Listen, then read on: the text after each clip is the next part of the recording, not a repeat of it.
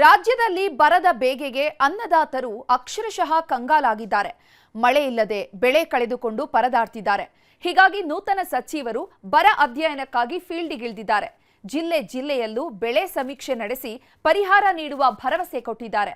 ಮತ್ತೊಂದು ಕಡೆ ನಿರ್ಲಕ್ಷ್ಯ ತೋರಿದ ಅಧಿಕಾರಿಗಳಿಗೆ ಕ್ಲಾಸ್ ತೆಗೆದುಕೊಂಡಿದ್ದಾರೆ.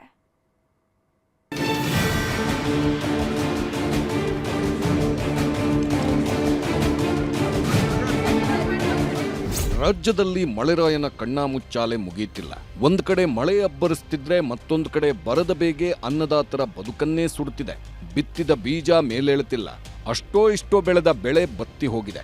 ಬಿಟ್ಟು ಬಿಡದೆ ಕಾಡ್ತಿರೋ ಬರಗಾಲಕ್ಕೆ ಹೇಗಪ್ಪ ಜೀವನ ಸಾಗಿಸೋದು ಅಂತ ಪರದಾಡುತ್ತಿದ್ದಾರೆ. ಹೀಗಾಗಿ ಜಿಲ್ಲೆಯಲ್ಲೂ ಸಚಿವರು ಬರ ಅಧ್ಯಯನಕ್ಕೆ ಇಳಿದಿದ್ದಾರೆ. ಅನ್ನದಾತರ ಸಂಕಷ್ಟ ಆಲಿಸುತ್ತಿದ್ದಾರೆ.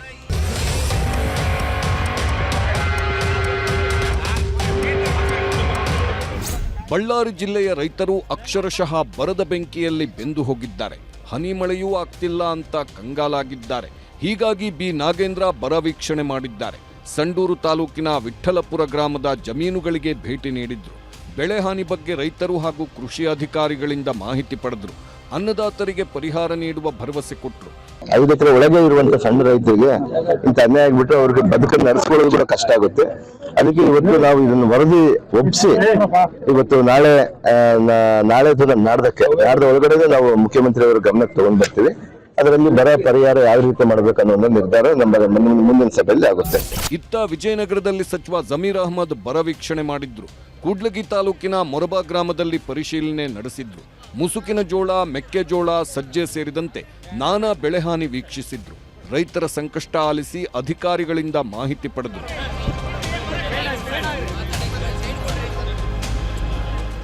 ಸರ್ಕಾರ ಅದೇನು ತೀರ್ಮಾನ ನೋಡು ಮನ್ನಾ ಮಾಡಕ್ಕೆ ನಾನು ಪ್ರಯತ್ನ ಮಾಹಿತಿ ಕೊಡ್ಬೇಕಿಲ್ಲ.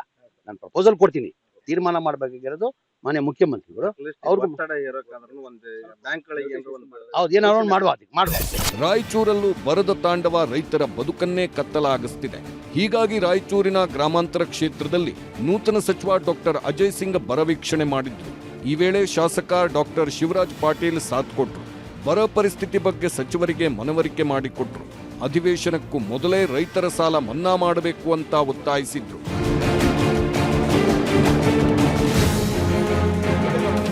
ಎಲ್ಲ ಇನ್ಶೂರೆನ್ಸ್ ಕಂಪನಿಯವರಿಗೆ ನಾವು ಒಂದು ಕರೆಸಿ ವಿಧಾನಸೌಧದಲ್ಲೇ ಅವ್ರು ಭೇಟಿಯಾಗಿ ರೈತರಿಗೆ ಅನುಕೂಲ ಆಗ್ತಕ್ಕಂಥ ಒಂದು ಸರಳೀಕರಣ ಮಾಡಬೇಕು ಅಂತ ಒಂದು ಉದ್ದೇಶ ಇದೆ. ನೋಡೋಣ, ಅದನ್ನು ಕೂಡ ಮಾಡ್ತೀವಿ. ಟ್ರಾನ್ಸ್ಪರೆಂಟ್ ಆಗಿ ಇವಾಗ ಪಾರದರ್ಶಕವಾಗಿ ರೈತರಿಗೆ ಬಡವರಿಗೆ ಮುಟ್ತಕ್ಕಂಥ ಕೆಲಸ ನಮ್ಮ ಸರ್ಕಾರ ಮಾಡ್ತದೆ. ಕೊಪ್ಪಳದಲ್ಲಿ ಮಳೆ ಕೊರತೆ ಅನ್ನದಾತರನ್ನ ಕಂಗೆಡಿಸಿದೆ. ಭೀಕರ ಬರಗಾಲಕ್ಕೆ ಜಿಲ್ಲೆಯಲ್ಲಿ 1.90 ಲಕ್ಷ ಹೆಕ್ಟೇರ್ ಪ್ರದೇಶದಲ್ಲಿ ಬೆಳೆಹಾನಿಯಾಗಿದೆ. ಈ ಬಗ್ಗೆ ಸಚಿವ ಶಿವರಾಜ್ ತಂಗಡಗಿ ಮಾಹಿತಿ ನೀಡಿದ್ದಾರೆ. ರೈತರ ಹಿತಕ್ಕಾಗಿ ನಾವು ಬದ್ಧವಾಗಿದ್ದೇವೆ. ಸೂಕ್ತ ಸಮಯದಲ್ಲಿ ತುಂಗಭದ್ರಾ ಜಲಾಶಯದ ನೀರು ಬಿಡುವ ನಿರ್ಧಾರ ಮಾಡ್ತೇವೆ ಎಂದರು. ನಮಗೆ ಮುಖ್ಯಮಂತ್ರಿಗಳು ಏನು ಕೊಟ್ಟಿದ್ದಾರೆ ಅಂದರೆ, ನೀವು ಭೇಟಿ ಆದಮೇಲೆ ಜಿಲ್ಲಾಧಿಕಾರಿಗಳ ಮುಖಾಂತರ ನಮ್ಮ ಸೆಕ್ರೆಟರಿ, ಉಸ್ತುವಾರಿ ಸೆಕ್ರೆಟರಿ ಇವರೆಲ್ಲರೂ ಸೇರಿ 2-3 ದಿವಸದೊಳಗಾಗಿ ರಾಜ್ಯಕ್ಕೆ ಕಂದಾಯ ಇಲಾಖೆ ಸಚಿವರಿಗೆ ಸಬ್ಮಿಟ್ ಆಗಬೇಕು. ನಮ್ಮ ಜಿಲ್ಲೆಯ ಎಲ್ಲ ಹಾನಿಯಾದಂಥದ್ದು ಯಾವ್ಯಾವ ಬೆಳೆ ಎಷ್ಟೆಷ್ಟು ಹಾನಿಯಾಗಿದೆ, ಏನಾಗಿದೆ ಅಂತದ್ದು ಎಲ್ಲದನ್ನು ಮಾಡಬೇಕು. ಹಾವೇರಿ ಜಿಲ್ಲೆಯಲ್ಲೂ ಬರದ ಛಾಯೆ ಆವರಿಸಿದ್ದು ಸಚಿವ ರುದ್ರಪ್ಪ ಲಮಾಣಿ ಬರ ವೀಕ್ಷಣೆ ಮಾಡಿದ್ರು. ಬ್ಯಾಡಗಿ ತಾಲೂಕಿನ ಗ್ರಾಮಗಳಲ್ಲಿ ಬೆಳೆಗಳ ಪರಿಸ್ಥಿತಿ ಅಧ್ಯಯನ ಮಾಡಿದ್ರು. ಇದೇ ವೇಳೆ ಪರಿಹಾರಕ್ಕಾಗಿ ಅನ್ನದಾತರು ಅಳಲು ತೋಡಿಕೊಂಡ್ರು. ಸರ್ಕಾರಕ್ಕೆ ಕ್ಯಾಬಿನೆಟ್ನಲ್ಲಿ ಇದ್ರ ಬಗ್ಗೆ ವರದಿ ಮಾಡಿ ಅದು ಸಂಬಂಧಪಟ್ಟಂಥ ಅಧಿಕಾರಿಗಳು, ಕಂದಾಯ ಇಲಾಖೆಯವರು ಇದ್ರ ಬಗ್ಗೆ ಏನೇನು ಮಾಹಿತಿ ಬೇಕು ಅದನ್ನೆಲ್ಲವನ್ನು ಸರ್ಕಾರಕ್ಕೆ ಕಳಿಸ್ತಾರೆ. ನಾನು ಸಂಬಂಧಪಟ್ಟಂಥ ಅಧಿಕಾರಿಗಳ ಜೊತೆ ಚರ್ಚೆ ಮಾಡ್ತೀನಿ. ಮೈಸೂರಿನಲ್ಲೂ ಬೆಳೆಗಳು ಒಣಗಿ ಅನ್ನದಾತರ ಬದುಕು ಕತ್ತಲಾಗಿದೆ. ಮೈಸೂರು ಜಿಲ್ಲೆಯ ಹಲವೆಡೆ ಬರ ಪರಿಶೀಲನೆ ಮಾಡಿದ್ರು. ಪಿರಿಯಾಪಟ್ಟಣ ತಾಲೂಕು ಒಳಗೆರೆಹಳ್ಳಿಗೆ ಬರ ವೀಕ್ಷಣೆ ಮಾಡಿದ್ರು. ಬೆಳೆ ಹಾನಿ ಬಗ್ಗೆ ಅಧಿಕಾರಿಗಳಿಂದ ಮಾಹಿತಿ ಪಡೆದ್ರು. ಅಗತ್ಯ ಪರಿಹಾರ ಬಿಡುಗಡೆ ಮಾಡಿಸುವ ಭರವಸೆ ನೀಡಿದ್ರು. ಆದರೆ ಸಚಿವ ಯತೀಂದ್ರ ಬಂದ್ರು. ಪಿರಿಯಾಪಟ್ಟಣ ಶಾಸಕ ಕೆ ವೆಂಕಟೇಶ್ ಸ್ಥಳಕ್ಕೆ ಬರಲಿಲ್ಲ. ಬರ ಅಧ್ಯಯನಕ್ಕೆ ಗೈರಾಗುವ ಮೂಲಕ ಸಚಿವ ಸ್ಥಾನ ಸಿಗಲಿಲ್ಲ ಅನ್ನೋ ಅಸಮಾಧಾನ ಹೊರಹಾಕಿದ್ದಾರೆ.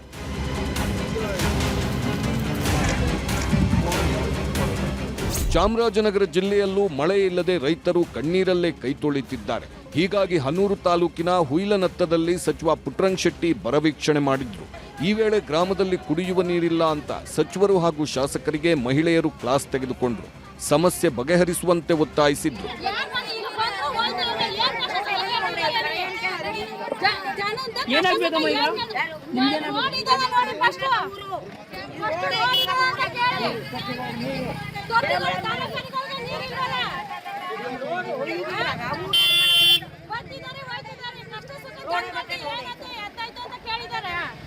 ಮಂಡ್ಯ ಜಿಲ್ಲೆ ಕಾವೇರಿ ಜಲಾನಯನ ಪ್ರದೇಶದಲ್ಲಿ ಮಳೆಯಬ್ಬರ ಕೊಂಚ ತಗ್ಗಿದೆ. ಹೀಗಾಗಿ ಕೆಆರ್ಎಸ್ಗೆ ಒಳಹರಿವು ಕಡಿಮೆಯಾಗಿದೆ. ಕೆಆರ್ಎಸ್ ಅಣೆಕಟ್ಟಿಗೆ 33,000ಕ್ಕೂ ಹೆಚ್ಚು ಕ್ಯೂಸೆಕ್ ಬರ್ತಿತ್ತು. ಇದೀಗ 7,000 ಕ್ಯೂಸೆಕ್ಗೆ ನೀರು ಇಳಿಕೆಯಾಗಿದೆ. ಅಣೆಕಟ್ಟು ತುಂಬುವ ಸಂತಸದಲ್ಲಿದ್ದ ರೈತರಲ್ಲಿ ಆತಂಕ ಮನೆ ಮಾಡಿದೆ.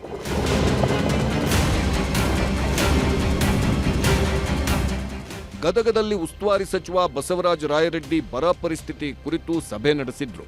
ಸರಿಯಾದ ಮಾಹಿತಿ ನೀಡದ ಕೃಷಿ ಇಲಾಖೆ ಅಧಿಕಾರಿಗಳಿಗೆ ಕ್ಲಾಸ್ ತೆಗೆದುಕೊಂಡ್ರು. ಸರಿಯಾಗಿ ಮಾಹಿತಿ ನೀಡಿ ತಪ್ಪು ಮಾಹಿತಿ ನೀಡಿದ್ರೆ ಸಹಿಸಲ್ಲ ಅಂತ ಗರಂ ಆದ್ರು. ಈ ವೇಳೆ ಕೃಷಿ ಇಲಾಖೆಯ ಜಂಟಿ ನಿರ್ದೇಶಕಿ ಚೇತನಾ ಪಾಟೀಲ್ ಸಭೆಯಲ್ಲೇ ಕಣ್ಣೀರು ಹಾಕಿದ್ರು. ಸ್ವಲ್ಪ ಸುಧಾರಣೆ ಮಾಡ್ಕೊಳ್ಳೋಕೆ ವಾರ್ನಿಂಗ್ ನಿಮ್ಗೆ ಅಷ್ಟೇ ಮಾಡ್ಕೋಬೇಕು. ನೀವು ನಿಮ್ಮ ಕರ್ತವ್ಯ ಇದು. ಸರಿ ಇಲ್ಲ ಮಾಡಿ.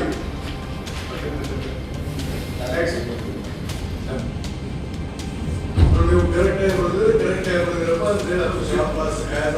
ನಾವು ಸ್ವಲ್ಪ 133.82 ಅಂದರೆ. ಒಟ್ಟಾರೆ ರಾಜ್ಯದಲ್ಲಿ ಮಳೆ ನಡುವೆ ಬರ ತಾಂಡವವಾಡುತ್ತಿದೆ. ನೂತನ ಸಚಿವರು ಬರ ಅಧ್ಯಯನಕ್ಕೆ ಇಳಿದಿದ್ದು ಸರ್ಕಾರ ಎಷ್ಟರ ಮಟ್ಟಿಗೆ ರೈತರ ಕಣ್ಣೊರೆಸುತ್ತೆ ಅನ್ನೋದನ್ನ ಕಾದು ನೋಡಬೇಕಿದೆ. Bureau report, news 18.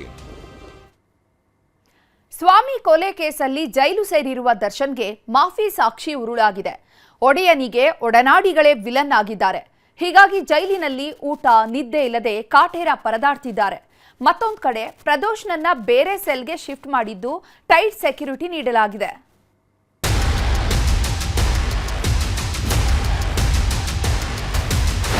ಪಟ್ಟಣಗೆರೆ ಶೆಡ್ಗೆ ಕಾಲಿಟ್ಟಿದ್ದೇ ಗಿಟ್ಟಿದ್ದು ಕಾಟೇರನ ಪಾಲಿಗೆ ಕಂಟಕಗಳ ಸರಮಾಲೆಯೇ ಸೃಷ್ಟಿಯಾಗ್ತಿವೆ. ಕಂಬಿ ಹಿಂದೆ ಒದ್ದಾಡ್ತಿದ್ರು ಸಾರಥಿಗೆ ಸಂಕಷ್ಟ ಮಾತ್ರ ತಪ್ಪಿಲ್ಲ. ಬಾಸ್ ಬಾಸ್ ಅಂತ ಮೆರೆಸಿದ್ದವರೇ ಈಗ ದಾಸನ ಪಾಲಿಗೆ ವಿಲನ್ಗಳಾಗಿದ್ದಾರೆ. ನಿಮಗೋಸ್ಕರ ಪ್ರಾಣ ಕೊಡ್ತೀವಿ ಅಂತಿದ್ದ ಒಡನಾಡಿಗಳೇ ದುಶ್ಮನ್ಗಳಾಗಿದ್ದಾರೆ. ಮಾಫಿ ಸಾಕ್ಷಿಯಾಗ್ತೀವಿ ಅಂತ ಭೂಪತಿಗೆ ಗುನ್ನಾಗಿಟ್ಟಿದ್ದಾರೆ. ಪರಪ್ಪನ ಅಗ್ರಹಾರ ಜೈಲಿನಲ್ಲೇ ದಾಸ ವಿಲವಿಲ. ಮಾಫಿ ಟೆನ್ಷನ್, ಊಟ ನಿದ್ದೆ ಇಲ್ಲದೆ ಒದ್ದಾಟ. ದರ್ಶನ್ ಆಪ್ತ A14 ಪ್ರದೂಷ್ ಮಾಫಿ ಸಾಕ್ಷಿಗೆ ಕೋರ್ಟ್ ಗ್ರೀನ್ ಸಿಗ್ನಲ್ ಕೊಟ್ಟಿದೆ. ಆದ್ರೆ ಪ್ರದೂಷ್ ಸಲ್ಲಿಸಿರುವ ಅರ್ಜಿಗೆ ಉಳಿದ ಆರೋಪಿಗಳ ಆಕ್ಷೇಪ ಪರಿಗಣಿಸಬೇಕೇ ಬೇಡವೇ ಅನ್ನೋದು ಸೋಮವಾರ ನಿರ್ಧಾರವಾಗಲಿದೆ. ಆದ್ರೆ ಈ ವಿಚಾರ ಕಂಬಿ ಎಣಿಸ್ತಿರೋ ಕಾಟೇರನ ನಿದ್ದೆಗೆಡಿಸಿದೆ. ಮಾನಸಿಕ ಹಾಗೂ ದೈಹಿಕವಾಗಿ ಕುಗ್ಗಿರೋ ದರ್ಶನ್ಗೆ ಕಾಯದ ಮೇಲೆ ಬರೆ ಬಿದ್ದಂತಾಗಿದೆ. ಏನಾಗುತ್ತೋ ಏನೋ ಅಂತ ಇಡೀ ರಾತ್ರಿ ವಿಲವಿಲ ಒದ್ದಾಡಿದ್ದಾರಂತೆ. ಊಟನೂ ಬೇಡ ಅಂತ ಯಾರ ಜೊತೆಗೂ ಮಾತನಾಡದೆ ಒಬ್ಬಂಟಿಯಾಗಿ ಕಾಲ ಕಳೀತಿದ್ದಾರಂತೆ. ಹಾಗಾದ್ರೆ ಮಾಫಿ ಸಾಕ್ಷಿಯಿಂದ ದರ್ಶನ್ಗೆ ಹೇಗೆ ಸಂಕಷ್ಟ ಆಗುತ್ತೆ ಅನ್ನೋದನ್ನ ನೋಡೋದಾದ್ರೆ, ಮಾಫಿ ಸಾಕ್ಷಿಯಿಂದ ಚಿತ್ರದುರ್ಗದ ರೇಣುಕಾಸ್ವಾಮಿ ಕೊಲೆ ಕೇಸ್ನಲ್ಲಿ ದರ್ಶನ್ ಪಾತ್ರದ ಬಗ್ಗೆ ಸಾಕ್ಷ್ಯ ಸಿಕ್ಕಂತೆ ಹಾಗೂ ಕೊಲೆಯ ಪ್ರಮುಖ ಸೂತ್ರಧಾರ ಅಂತ ಸಾಬೀತಾಗತ್ತೆ. ಕೊಲೆ ಜೊತೆಗೆ ಸಾಕ್ಷ್ಯನಾಶದ ಬುರುಡು ದರ್ಶನ್ ಅವರನ್ನ ಸುತ್ತಿಕೊಳ್ಳಲಿದೆ. A2 ದರ್ಶನ್ ಪರ ವಾದಕ್ಕೆ ಇದು ಭಾರೀ ಹಿನ್ನಡೆಯಾಗಲಿದೆ. ಇದರ ಜೊತೆಗೆ ದರ್ಶನ್ಗೆ ಜಾಮೀನು ಸಿಗೋದು ಮತ್ತಷ್ಟು ಕಷ್ಟವಾಗಲಿದೆ. ಇದರಿಂದ ಮುಂದೆ ಆರೋಪಿಗಳಿಗೆ ಜೀವಾವಧಿ ಶಿಕ್ಷೆಯಾಗುವ ಸಾಧ್ಯತೆ ದಟ್ಟವಾಗಿದೆ. ಆರೋಪಿತರ ಹೇಳಿಕೆ ಏನು ಕೊಡ್ತಾರೆ ಅದು ವಿಶ್ವಾಸಾರ್ಹತೆ ಇಲ್ಲದೇ ಇರತಕ್ಕಂಥ ಸಂದರ್ಭದಲ್ಲಿ ಅಥವಾ ಕೊರಾಬರೇಟಿವ್ ಸಾಕ್ಷಿ ಅಲ್ಲದೇ ಇರತಕ್ಕಂಥ ಸಂದರ್ಭದಲ್ಲಿ ಕೋರ್ಟ್ ಅವರು ಆ ಸಾಕ್ಷಿಯನ್ನು ನಂಬುವಂಥ ಅವಶ್ಯಕತೆ ಇರೋದಿಲ್ಲ. ಒಂದು ವೇಳೆ ಅದು ನಿಜವಾಗ್ಲೂ ವಿಶ್ವಾಸಾರ್ಹತೆ ಇದ್ದಂಥ ಸಂದರ್ಭದಲ್ಲಿ ಅಂಥ ಸಂದರ್ಭದಲ್ಲಿ ಇವರಿಗೆ ಜಾಮೀನನ್ನು ಆ ಸಾಕ್ಷ್ಯವನ್ನು ಪರಿಗಣಿಸ್ಬೋದು ಅಂತ ಹೇಳ್ಬಿಟ್ಟು ಅನೇಕ ಸಂದರ್ಭ ಸುಪ್ರೀಂ ಕೋರ್ಟ್ ಹೇಳಿದೆ. ಆದರೆ ಇಲ್ಲಿ ಭಾಳ ಗಂಭೀರವಾಗಿ ನಾವು ವಿಚಾರ ಮಾಡಬೇಕಾಗಿರ್ತಕ್ಕಂಥ ವಿಚಾರ, ಒಂದು ವೇಳೆ ಆ ವ್ಯಕ್ತಿಯನ್ನು ಕ್ರಾಸ್ ಎಕ್ಸಾಮಿನೇಷನ್ ಆದರೆ ಅಥವಾ ಕೋರ್ಟ್ ಅವರು ಈ ವ್ಯಕ್ತಿ ಹೇಳ್ತಾ ಇರ್ತಕ್ಕಂಥ ಒಂದು ಸಂಶಯಾಸ್ಪದವಾಗಿರ್ತಕ್ಕಂಥ ಹೇಳಿಕೆ ಇದೆ ಅಥವಾ ಸಂಶಯಾಸ್ಪದವಾಗಿ ಈ ವ್ಯಕ್ತಿಯನ್ನು ಅಪ್ರೂವ್ ಆಗ್ತಾಯಿದೆ ಅನ್ನುವಂಥ ಗೊತ್ತಾದರೆ ಮತ್ತೊಂದು ಕೇಸು ಆ ವ್ಯಕ್ತಿಗಳ ವಿರುದ್ಧ ರಿಜಿಸ್ಟರ್ ಆಗುವಂಥ ಸಾಧ್ಯತೆಗಳೂ ಇದ್ದಾವೆ. ಭಾಳ ಗಂಭೀರವಾಗಿ, ಯಾಕಂದರೆ with permission of high court it can be again ಪರ್ಜುರಿಗೆ ಪ್ರೊಸೀಡಿಂಗ್ಸನ್ನು ಇನ್ವೋಕ್ ಮಾಡ್ಬೋದು. ಇತ್ತ ಗೇವನ್ ಪವಿತ್ರ ಗೌಡಾಗೂ ಢಬಢಬ ಶುರುವಾಗಿದೆ. ಪ್ರದೂಷ್ ಮಾಫಿ ಸಾಕ್ಷಿ ಆಗ್ತಾರೆ ಅನ್ನೋದು ಗೊತ್ತಾಗಿದ್ದೇ ತಡ ಮುಂದೆ ಜೀವನ ಹೇಗೆ ಅನ್ನೋ ಟೆನ್ಷನ್ನಲ್ಲಿದ್ದಾರೆ. ಸಹ ಕೈದಿಗಳ ಜೊತೆ ಮಾತನಾಡದೆ ಮೌನಕ್ಕೆ ಜಾರಿದ್ದು ಕಣ್ಣೀರು ಹಾಕುತ್ತ ಒಬ್ಬರೇ ಕಾಲ ಕಳೆಯುತ್ತಿದ್ದಾರಂತೆ.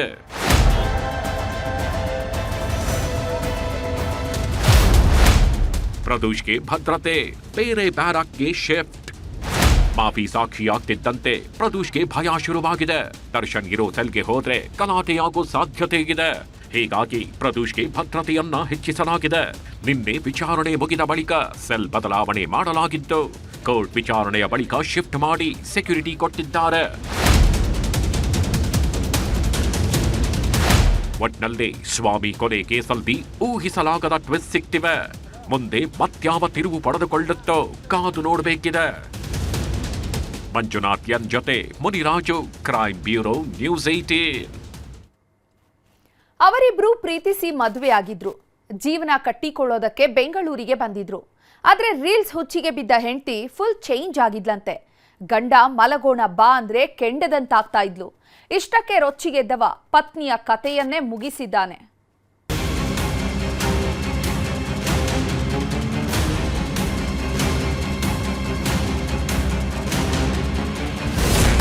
ರೀಲ್ಸ್ ಮಾಡ್ತಿದ್ಲು ಆಂಟಿ, ಗಂಡ ಕರೆದ್ರೆ ಕಿಡಿ. ಮಂಚಕ್ಕೆ ಕರೆದ, ಒಲ್ದೆ ಗೆಂದಿದ್ದಕ್ಕೆ ಕೊಂದೇ ಬಿಟ್ಟ.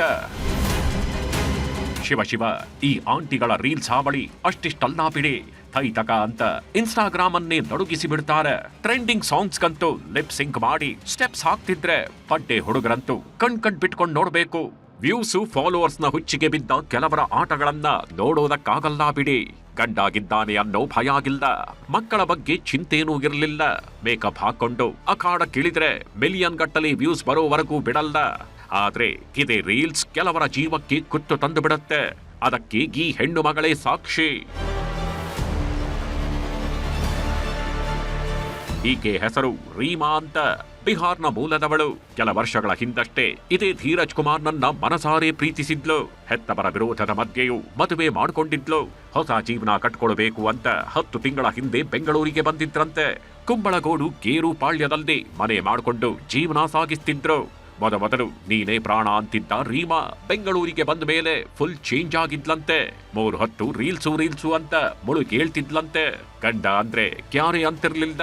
ತನಗೆ ಬೇಕಾದಷ್ಟು ಮಾತ್ರ ಅಡುಗೆ ಮಾಡ್ಕೊಳ್ತಿದ್ಲಂತೆ. ಮನೆಗೆ ಬಂದ್ರೆ ಗಂಡನಿಗೆ ಊಟನೂ ಹಾಕ್ತಿರ್ಲಿಲ್ಲ. ಅಷ್ಟೇ ಅಲ್ದ, ಗಂಡನ ಮೇಲಿನ ಆಸೆನೂ ಕಡಿಮೆ ಆಗಿತ್ತಂತೆ. ಮಲಗೋಣ ಬಾ ಅಂತ ಕರೆದ್ರೆ ಅಂತಿದ್ಲು. ರಾತ್ರಿ ಎಲ್ಲ ದೂರಾನೇ ಮಲಗ್ತಿದ್ಲು. ನಾನು ಬಿಹಾರಕ್ಕೆ ವಾಪಸ್ ಹೋಗ್ತೀನಿ ಅಂತ ಪಟ್ಟು ಬೇರೆ ಹಿಡಿದಿದ್ಲು. ಗಂಡ ಅದೆಷ್ಟೇ ಬುದ್ಧಿ ಹೇಳಿದ್ರು ರೀಮಾ ಮಾತ್ರ ಸರಿ ಹೋಗಿರ್ಲಿಲ್ಲ.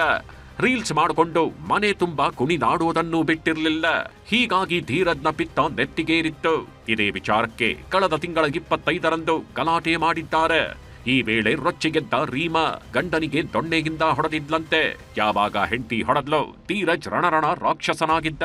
ವೇಲ್ನಿಂದ ಪತ್ನಿಯ ಕತ್ತು ಬಿಗಿದು ಬರ್ಬರವಾಗಿ ಹತ್ಯೆ ಮಾಡಿದ್ದಾನೆ. ಬಳಿಕ ಮುಖಕ್ಕೆ ಪ್ಲಾಸ್ಟಿಕ್ ಪೇಪರ್ ಸುತ್ತಿ ಅಲ್ಲಿಂದ ಎಸ್ಕೇಪ್ ಆಗಿದ್ದ.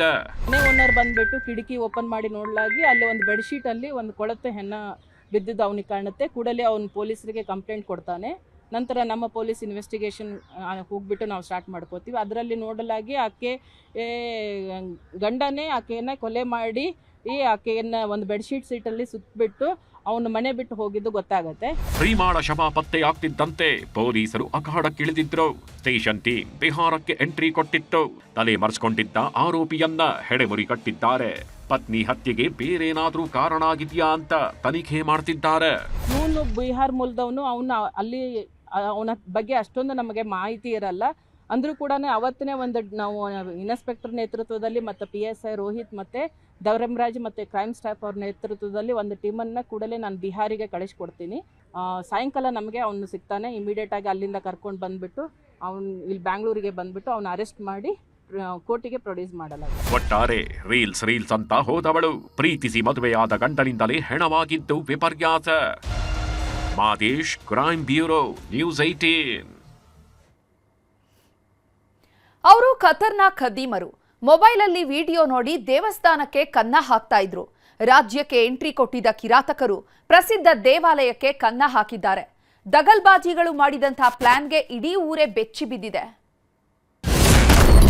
ರೀಲ್ಸ್ ನೋಡಿದ್ರು, ದೇವಸ್ಥಾನಕ್ಕೆ ಕನ್ನ ಹಾಕಿದ್ರು. 32 ಕೆಜಿ ಮೂರ್ತಿ ಕದ್ದವರು ಸಿಕ್ಕಿದ್ದೇ ರೋಚಕ.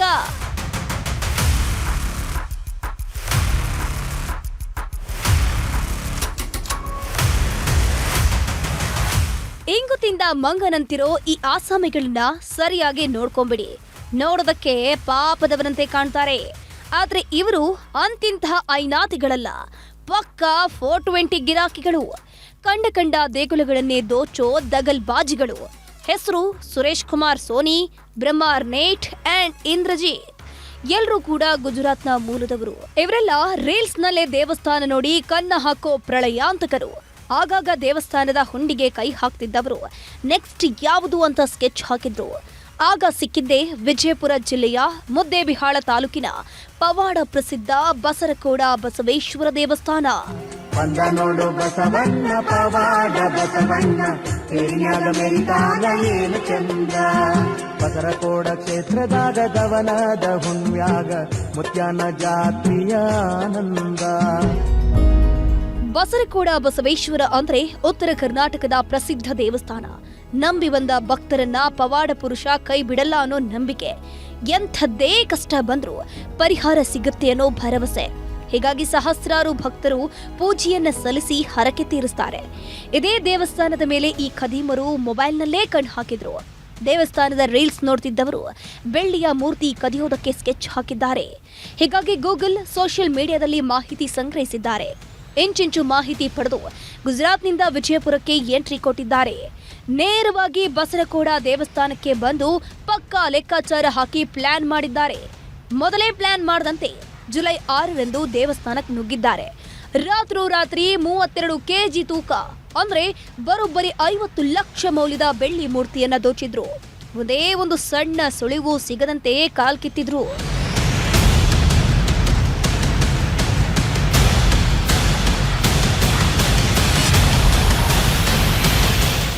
ಯಾವಾಗ ಮೂರ್ತಿ ಕಳ್ಳತನ ಆಯ್ತೋ ಪೊಲೀಸರು ಹುಡುಕಾಟವನ್ನ ನಡೆಸಿದ್ರು. ಮೊದಲು ಸ್ಥಳೀಯರ ಕೈವಾಡದ ಅನುಮಾನ ಇತ್ತು. ಆದ್ರೆ ಟೆಕ್ನಿಕಲ್ ಎವಿಡೆನ್ಸ್ ನಿಂದ ಖದೀಮರ ಸುಳಿವು ಸಿಕ್ಕಿತ್ತು. ಗುಜರಾತ್ ಮೂಲದ ಗಾಡಿ ಓಡಾಡಿದ್ದು ಸಿಸಿಟಿವಿಯಲ್ಲಿ ಸರಿಯಾಗಿತ್ತು. ಇದರ ಆಧಾರದ ಮೇಲೆ 3 ಆರೋಪಿಗಳನ್ನ ಹೆಡೆಮುರಿ ಕಟ್ಟಿದ್ದಾರೆ. ರಾತ್ರಿ ಹೊತ್ತು ಬಂದ್ಬಿಟ್ಟು ಅಲ್ಲೆಲ್ಲ ಹುಡುಗರೆಲ್ಲ ಮಲಗಿದಾಗ ಅದನ್ನ ತಗೊಂಡು ಹೋಗಿ 5th night and 6th early morning offence ಆಗಿದೆ. 8ನೇ ತಾರೀಕಿಗೆ ಹೋಗ್ಬಿಟ್ಟರೆ ಆ ಮೂರ್ತಿಯನ್ನ 4 ತುಂಡುಗಳನ್ನಾಗಿ ಮಾಡಿ ಮೆಲ್ಟ್ ಮಾಡಿ ಅದನ್ನ ಡಿಸ್ಪೋಸ್ ಮಾಡಿರ್ತಾರೆ. ಸೊ ಡಿಸ್ಪೋಸ್ ಮಾಡಿದವ್ರ ಕಡೆ ಅಂದ್ರೆ ಈ ಗಟ್ಟಿ ಬೆಳ್ಳಿ ಸುಮಾರು 23 ಕೆಜಿ 1 ಕೆಜಿ ಗಟ್ಟಿ ಬೆಳ್ಳಿ ಇದೆ, ಮತ್ತೆ 4 ಕೆಜಿ ಕೂಡ ಅದು ಮೂರ್ತಿ ತುಂಡು ಮಾಡಿದಂತ ಬೆಳ್ಳಿನೂ ಕೂಡ ಸಿಕ್ಕಿದೆ. ಸೊ 100% ರಿಕವರಿ ಆಗಿದೆ. ಆರೋಪಿ ಸುರೇಶ್ ಕುಮಾರ್ ಈ ಹಿಂದೆ ಚಿನ್ನದ ಅಂಗಡಿಯಲ್ಲಿ ಕೆಲಸ ಮಾಡಿದ್ನಂತೆ. ಹೀಗಾಗಿನೇ ಮೂರ್ತಿಯನ್ನ ಆಲ್ರೆಡಿ 4 ತುಂಡು ಮಾಡಿದ್ರು. ಬರೋಬ್ಬರಿ 23 ಕೆಜಿ ಬೆಳ್ಳಿಯನ್ನ ಕರಗಿಸಿದ್ರು ಅನ್ನೋದು ಗೊತ್ತಾಗಿದೆ. ಸದ್ಯ ಆರೋಪಿಗಳಿಂದ 23 ಕೆಜಿ ಗಟ್ಟಿ ಬೆಳ್ಳಿ, 4 ಕೆಜಿ ದೇವರ ಮೂರ್ತಿ, 67,000 ಕ್ಯಾಶ್, ಕೃತ್ಯಕ್ಕೆ ಬಳಸಿದ ಕಾರು ಸೇರಿದಂತೆ ಒಟ್ಟು 52.70 ಲಕ್ಷ ಮೌಲ್ಯದ ಸ್ವತ್ತನ್ನ ವಶಕ್ಕೆ ಪಡ್ಕೊಂಡಿದ್ದಾರೆ.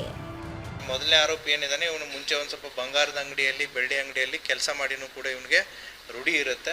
ತದನಂತರ based upon lot of human efforts, so ಸಾಕಷ್ಟು ತನಿಖೆಯಲ್ಲಿ ಎಫರ್ಟ್ಸ್ಗಳನ್ನ ಮಾಡಿ ಇವರ ಬಗ್ಗೆ ಸ್ವಲ್ಪ ಮಾಹಿತಿಯನ್ನು ಕಲೆಕ್ಟ್ ಮಾಡಿ ಸುಮಾರು 15 ಡೇಸ್ ಅಹಮದಾಬಾದಲ್ಲೇ ನಮ್ಮ ತನಿಖಾ ತಂಡ ಅಲ್ಲೇ ಇದ್ದು ಈ ಆರೋಪಿಗಳನ್ನ ಪತ್ತೆ ಮಾಡಿ ತೊಗೊಂಬಂದಿದ್ದಾರೆ.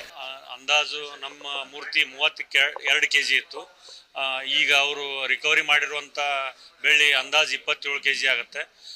ಅದು ರಿಕವರಿ ಮಾಡಬೇಕಾದ್ರೆ ನಮ್ಮದು ಪರ್ಸೆಂಟೇಜ್ ಒಂದು 20% ಲೆಸ್ ಆಗಿ ಅದು ಅವರು ಪೂರ್ತಿ 100% ಬೆಳ್ಳಿ ರಿಕವರಿ ಆದಂಗೆ ಆಗೈತಿ. ಈಗ ಒಟ್ಟಾರೆ ಕದೀಮ ಕೃತ್ಯಕ್ಕೆ ದೇವಸ್ಥಾನದ ಆಡಳಿತ ಮಂಡಳಿ ಸೇರಿದಂತೆ ಊರಿಗೂರೇ ಬೆಚ್ಚಿ ಬಿದ್ದಿದೆ. ಇನ್ಮುಂದಾದ್ರೂ ದೇವಸ್ಥಾನಗಳಲ್ಲಿ ಹುಷಾರಾಗಿರಬೇಕಿದೆ. ದೇವರ ವಿಡಿಯೋ ಮಾಡಿ ರೀಲ್ಸ್ ಮಾಡೋ ಮುನ್ನ ಎಚ್ಚರವಾಗಬೇಕಿದೆ. ಗುರುರಾಜ್, ನ್ಯೂಸ್ 18 ವಿಜಯಪುರ. ನಾಡಿನೆಲ್ಲೆಡೆ ಕೊನೆಯ ಆಷಾಢ ಶುಕ್ರವಾರದ ಸಂಭ್ರಮ ಮನೆ ಮಾಡಿದೆ. ಮೈಸೂರಿನ ಅಧಿದೇವತೆ ತಾಯಿ ಚಾಮುಂಡೇಶ್ವರಿಯ ಸನ್ನಿಧಿಯಲ್ಲಿ ಹಬ್ಬದ ಸಡಗರ ಜೋರಾಗಿದೆ. ಲಕ್ಷ್ಮೀ ಅಲಂಕಾರದಲ್ಲಿ ಚಾಮುಂಡಿ ತಾಯಿ ಕಂಗೊಳಿಸ್ತಾ ಇದ್ದು ದರ್ಶನಕ್ಕೆ ಭಕ್ತ ಸಾಗರವೇ ಹರಿದು ಬರ್ತಿದೆ.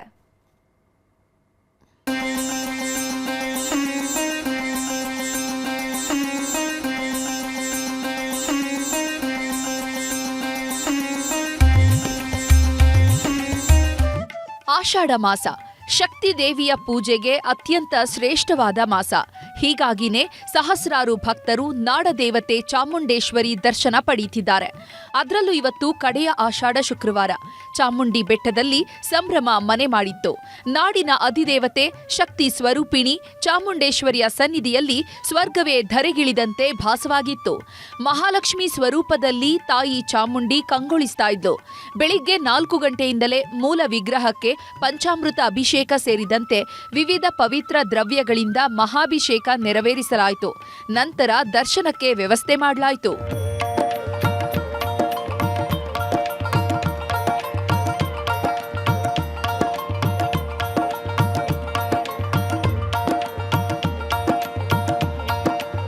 ಕಡೆ ಆಷಾಢದ ಹಿನ್ನೆಲೆ ಲಕ್ಷ್ಮೀ ಅಲಂಕಾರದಲ್ಲಿ ಚಾಮುಂಡಿ ತಾಯಿ ಕಂಗೊಳಿಸ್ತಾ ಇದ್ಲು.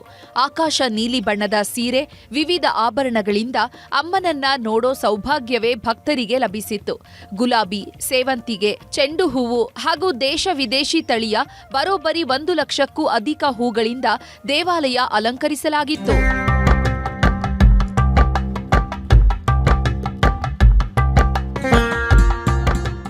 ವರ್ಧಂತಿ ಮಹೋತ್ಸವದ ಪ್ರಕಾರ ಎಲ್ಲ ಚೆನ್ನಾಗಿತ್ತು. ಅಷ್ಟೇನು ರಶ್ ಇರಲಿಲ್ಲ. ಇವತ್ತು ಕ್ಯೂ ಎಲ್ಲ ಆರಾಮಾಗಿತ್ತು. ಆರಾಮಾಗಿ ದರ್ಶನ ಆಯಿತು. ಎಲ್ಲರಿಗೂ ಮಡ್ಲಕ್ಕಿ ಬಳೆ ಎಲ್ಲ ಕೊಟ್ಟರು. ಊಟದ ವ್ಯವಸ್ಥೆನೂ ತುಂಬ ಚೆನ್ನಾಗಿತ್ತು. ಒಬ್ಬಟ್ಟು, ಕಜ್ಜಾಯ ಈ ಥರ ಎಲ್ಲ ವೆರೈಟಿ ಮಾಡಿಸಿದ್ರು. ಚೆನ್ನಾಗಿ ದರ್ಶನ ಆಯಿತು. ಇವತ್ತು ಕೊನೆ 4ನೇ ಆಷಾಢ ಶುಕ್ರವಾರ ಅಮ್ಮನ ದರ್ಶನ ಮಾಡೋಕ್ಕೆ ಅಂತ ಬಂದಿದ್ದೀವಿ. ತುಂಬ ಚೆನ್ನಾಗಿ ದರ್ಶನ ಆಯಿತು. ತಾಯಿಯ ಆಶೀರ್ವಾದ ಸದಾಕಾಲ ನಮ್ಮ ಮೇಲಿರಲಿ, ಜನತೆ ಮೇಲೂ ಇರಲಿ ಅಂತ ನಾನು ಆಶಿಸ್ತೀನಿ. ರಾಜಕೀಯ ಗಣ್ಯರು, ಸಿನಿಮಾ ರಂಗದ ಕಲಾವಿದರು ಸೇರಿದಂತೆ ಹಲವರು ಬೆಟ್ಟಕ್ಕೆ ಭೇಟಿ ನೀಡಿದ್ರು. ಲಕ್ಷ್ಮಿ ಅವತಾರ ತಾಳಿದ ಚಾಮುಂಡೇಶ್ವರಿ ತಾಯಿ ದರ್ಶನ ಪಡೆದ್ರು. ಆಷಾಢ ಕೊನೆಯ ಶುಕ್ರವಾರ ಪ್ರತಿ ವರ್ಷದಂತೆ ನಾವು ತಾಯಿ ದರ್ಶನವನ್ನ ಮಾಡಿದ್ದೀವಿ. ರಾಜ್ಯದಲ್ಲಿ ಬರಗಾಲ ಇದೆ. ಒಂದೇ ಖುಷಿಯ ಸಂಗತಿ ಅಂದ್ರೆ ನಮ್ಮ ಕಾವೇರಿ ತುಂಬ್ತಾ ಇದ್ದಾಳೆ.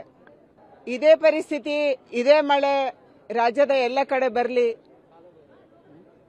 ರಾಜ್ಯದ ಬರಗಾಲ ದೂರ ಆಗಲಿ. ತಾಯಿ ಚಾಮುಂಡೇಶ್ವರಿ ನಮ್ಮ ನಾಡ ದೇವತೆ, ನಾಡಿಗೆ ಅವಳು ಹರಸ್ಲಿ ಅನ್ನುವಂಥ ప్రార్థನೆಯನ್ನು ನಾವು సల్లిసిదివి. మా కులదైవం అమ్మవారు అది దర్శనం చేసుకున్నాను. Very happy. మాతదయ. నేను సినిమా షూటింగ్కి ఇక్కడికి వచ్చానండి. అదే మన జోడెత్తు కన్నడ మూవీ షూటింగ్కి ఇక్కడికి వచ్చాను. సో నా ఫస్ట్ టైం అండి. మాత ఫస్ట్ టైం నేను దర్శనం చేశాను. ಒಟ್ಟಾರೆ ಆಷಾಢ ಮಾಸದಲ್ಲಿ ಶಕ್ತಿ ದೇವತೆ ಚಾಮುಂಡೇಶ್ವರಿ ದರ್ಶನ ಪಡೆದ್ರೆ ಒಳಿತಾಗುತ್ತೆ ಎನ್ನುವಂತಹ ನಂಬಿಕೆ ಇದೆ. ಹೀಗಾಗಿ ಹೊರ ರಾಜ್ಯ ಹಾಗೂ ರಾಜ್ಯದಿಂದ ಲಕ್ಷಾಂತರ ಭಕ್ತರು ಆಗಮಿಸಿದ್ರು. ಆನಂದ್, ನ್ಯೂಸ್ 18 ಮೈಸೂರು.